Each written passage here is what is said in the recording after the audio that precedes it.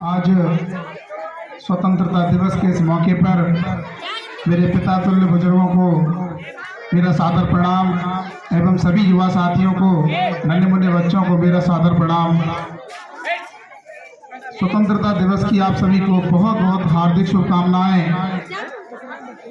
और स्टाफ एवं जो भी बच्चे हैं कृपया ध्यान दें। मैं बहुत कम समय लूंगा, मैं समझ रहा हूँ गर्मी बहुत है। कृपया करके अनुशासन बनाए रखें आप सभी लोग। आज के दिन हमारा देश आजाद हुआ था और उस आजादी दिवस को इस तरीके से मनाने का जज्बा शुरू हुआ कि आज के दिन लोग अलग अलग तरीकों से उस पर्व को मनाने स्टार्ट हो गए। लेकिन सही मायने में पूछा जाए तो हम आज भी आजाद नहीं हैं। क्यों? क्योंकि आज सबसे ज्यादा आबादी वाले इस बीसी समाज में होने के बावजूद भी सबसे शिक्षा में परसेंटेज कम है। अपने गवर्नमेंट एम्प्लॉय में कम है, गवर्नमेंट जॉब में कम है।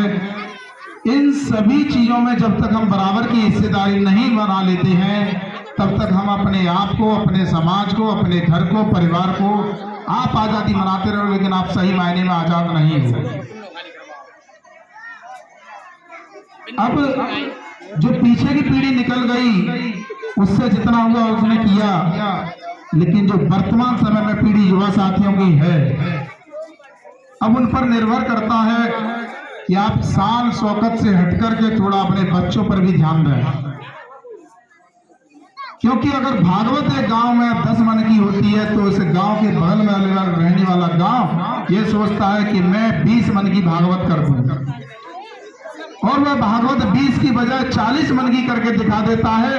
क्योंकि उस गांव में जो बुजुर्ग मेरे पिता तुल्य लोग हैं, पुराने ख्यालात के हैं कुछ, लेकिन युवा साथी हैं, उनकी भी बहुत बड़ी भूमिका रहती है। सबसे बड़ी बात यह है कि उस भागवत के लिए चंदा आप 1 रुपया मांगने जाते हो, खुशी खुशी वो 10 रुपये आपको दे देते हैं। हमें उस चंदे से परहेज नहीं है।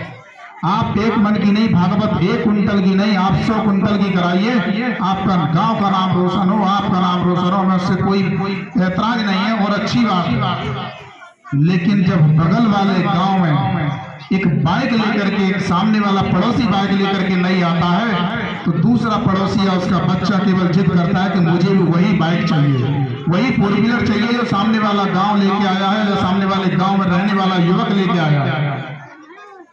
पिता किसी तरह उसे बाइक दिलवा देते हैं, लेकिन वह बच्चा कभी ये जिद नहीं करता कि आज वह लड़का आर्मी में लग गया, वह लड़का गवर्नमेंट टीचर हो गया, वह लड़का सीए हो गया, बड़ी पोस्टों की दूर की बात है। क्योंकि यह मोटिवेशन पिता को देना पड़ेगा, उसकी जिद को कंट्रोल करना पड़ेगा कि आपको बाइक की जरूरत नहीं है, अभी शिक्षा की जरूरत है।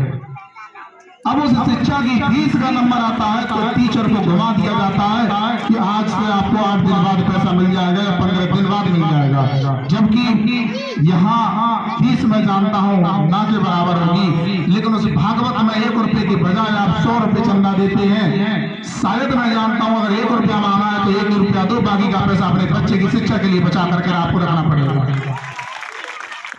जब आपको ये सोचना पड़ेगा कि मुझे इस चंदे से बेहतर कहीं मुझे अपने बच्चे की लाइफ में पैसा लगाना है तो आप अपने बच्चों को सक्सेसफुल और सक्सेस जिंदगी दे सकते हो। अगर आप ही इस बात को सोचोगे कि नहीं, अगर मैंने भागवत में चंदा नहीं दिया, कांवड़ में चंदा नहीं दिया, कांवड़ में लेने नहीं गया तो ये लोग मुझे बुरा भला कहेंगे। ये लोग नहीं, सारा हिंदुस्तान आपको बुरा भला कहे, लेकिन 1% लोग होंगे जो आपके साथ खड़े होकर कहेंगे आपने अच्छा कार्य किया है, गलत नहीं किया है। क्योंकि आपने अपने बच्चे का हिस्सा उसको नहीं दिया, अपने बच्चे का हिस्सा अपने बच्चे को देने के लिए अपने पास रखा है। जब समय पर कभी कभी जरूरत पड़ती है कि कोचिंग की फीस भरनी है, स्कूल का बैग आना है, टिफिन बॉक्स आना है, सब कुछ आना है, तो उस बच्चे को 1 महीने से 15 दिन तक इंतजार करना पड़ता है।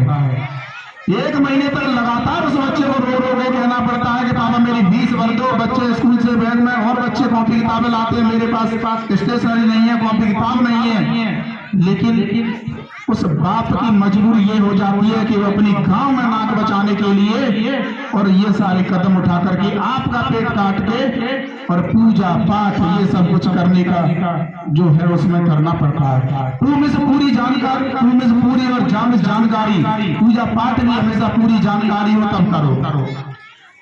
आज डाक कावड़ जो है हजारों परिवारों के चिरागों को खो चुकी है, लेकिन फिर भी लोग उस चीज को अपनी पूजा नहीं मानते, शान मानते हैं।